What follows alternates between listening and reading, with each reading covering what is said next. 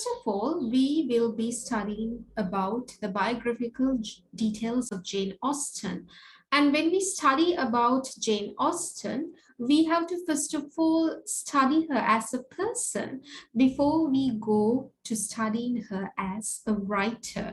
And it is with her study as a writer, as along and along with her other biographical details, that we will be approaching our study of this novel, Pride and Prejudice. Okay, so according to the critic Janet Todd, Jane Austen is one of the greatest novelists of English literature. And if we look at her life and her publications on the surface, she has 6 published works, right? So on a surface level, in an understanding based on a surface level, her novels might simply appear as romantic novels, but we have to establish the fact that they are utterly distinct and they appear complex from each other in different ways. So you can study these novels in terms of the similarities and in terms of how different they are from each other. And Janet Todd also says that her novels are a delight at a first reading, but further reading actually yields to new and unexpected findings and riches. So as a result, no individual reader ever exhaust her books, and each period sees something and speaks especially to its own concerns. So therefore, her novels are something new for every generation, right?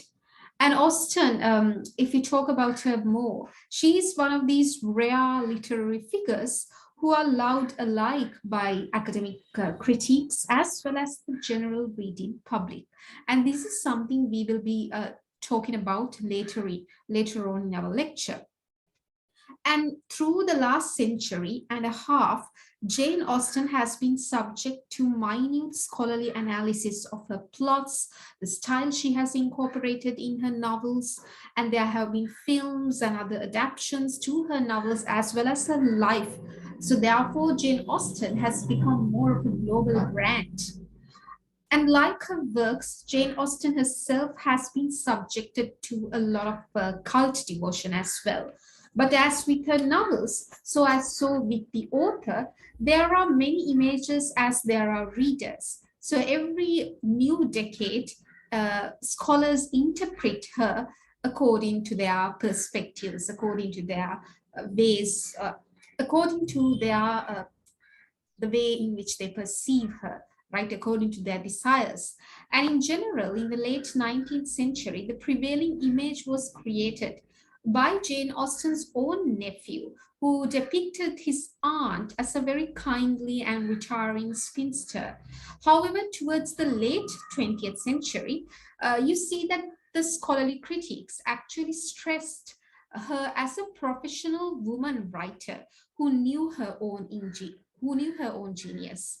And therefore, you can see that in every century, the perception on Jane Austen, the scholarly criticism based on Jane Austen has been different.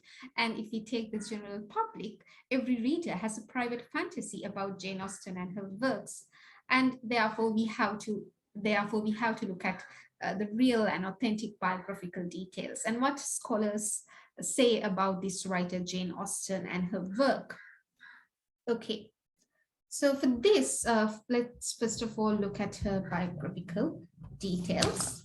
So as you can see on the slide, I have taken a picture of Jane Austen herself, and you can see that in the slide. I think I might have to turn my video off for this. Yes, now you can see it.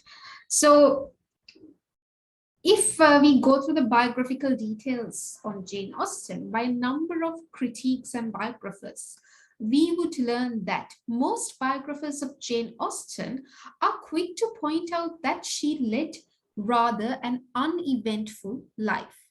And in order to discern whether this is true or not, we have to establish the fact that it is true that she that she, Jane Austen, did not stray far away from her birthplace. She never married during her lifetime, and she rarely stepped outside of the circle of her own familial relationships. However, in her writing, we can see that she consistently conveys a keen observation of human behavior, particularly that of the families and young women of her age in the middle classes, as well as in the upper classes of the landed gentry. And don't worry about these words, because I will explain about the landed gentry in our subsequent lectures, and we will understand the landed gentry according to the contemporary context of Jane Austen, and we will also be categorizing the characters of this novel according to what category of the landed gentry these particular characters belong to. So therefore, that's the reason why I said don't be too worried about the words which I say, such as the landed gentry, because I'll be explaining them later in our lectures, in our series of lectures. So if we go through the slides, we can see that Jane Austen was born on December 16, 1775 in Stevenson, Hampshire, in the south of England. And her parents were respected members of the community, and she grew up in a very conducive environment that encouraged learning, creative thinking, intellectual pursuits, and other thinking vital skills, which were all necessary to build her up as a writer later on, as an established writer later on. So therefore, she grew up in an environment where her parents always encouraged her to develop her creative skills from a very young age. And she was the seventh of 8 children of the Oxford-educated country parson, Reverend George Austen, and his wife, Cassandra Austen. Among Jane Austen's siblings, there were 6 brothers. Those are James, Edward, Henry, Frank, and Charles, and of course, her beloved sister, Cassandra Elizabeth. And Cassandra was one of the most important members for Jane Austen in her family, because she shared a very close and intimate relationship with her sister. And we can find evidence of this relationship through the many letters from Jane to Cassandra, which has survived up to date. And if we talk about the education of Jane Austen, Jane Austen actually had a formal education. Both Jane and her sister Cassandra were dispatched to Oxford to be tutored, and 2 years later, they attended the Abbey House of Reading. So that is what we know about Jane Austen's education. In the 1790s, during Austen's adolescence, she started to craft her own novels. And here we have to establish the fact that Austen, as I said before, has always been a very creative child from her childhood. She was always reading, writing, play acting with her own family members, and all of that. So therefore, in the 1790s, during her adolescence, she wrote Love and Friendship, which was a parody of the romantic fiction organized as a series of love letters. And at the age of 30, she started to anonymously publish her work.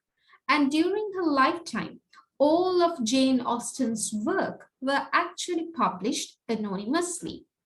And if I try to show you this in another slide, let me put this on full screen mode. Okay, so her first novel, Jane Austen's first novel, is of course Sense and Sensibility. But as I said before, even Sense and Sensibility, her first novel, it was published anonymously, right? So therefore, as you can see on the slide, the publication read Sense and Sensibility by a lady, right? Here you can see Sense and Sensibility, a novel in 3 volumes by a lady. That is how it was published first.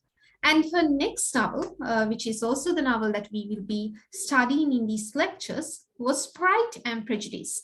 And it was published as by the author of Sense and Sensibility, as you can see in the slides. So that was how the very first publications of Jane Austen's work was published. And if we go to the next slide, in the period spanning 1811 to 16, Jane Austen pseudonymously published Sense and Sensibility, as we saw earlier, and Pride and Prejudice, which we will be studying. And Pride and Prejudice is actually a work Jane Austen referred to her as a darling child. And Pride and Prejudice was, of course, a novel which received and garnered a lot of critical acclaim as well. And we will be talking about this later on in our subsequent lectures. And she has also published Mansfield Park in 1814 and Emma in 1850. And another thing we should establish, something which I already mentioned, is the fact that Jane Austen never married during her lifetime. Actually, neither Austen girl, neither Cassandra, her sister, or Jane Austen herself ever married. Actually, her sister Cassandra's fiance, Thomas Fowle, died in 1797 of yellow fever contracted in the Caribbean. And after that, she was never engaged again. And Jane Austen herself appears to have been involved in a few romantic relationships and even was engaged for one person just for the duration of one day. And in 1802, Austen, and if we talk about this, in 1802, Austen received a marriage proposal from Harris Big Wither, and she initially accepted this marriage proposal, but immediately the next day, she decided to revoke her acceptance. That means she decided not to marry him. And other than this brief engagement and a few romantic connections, which were briefly mentioned in her correspondence and through letters and also by her biographers, we have little record of Austen's love life.